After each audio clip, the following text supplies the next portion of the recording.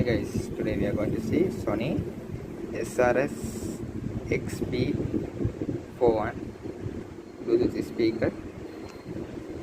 It is not working for the Bluetooth.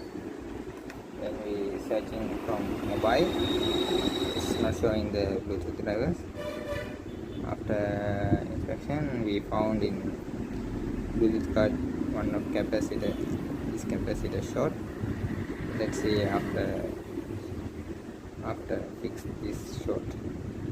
Now we are reassembling the Bluetooth speaker. After repair the speaker, now it is paired. You can see it here. It is connected. Now it is working. Listen to the sound. Thank you for watching.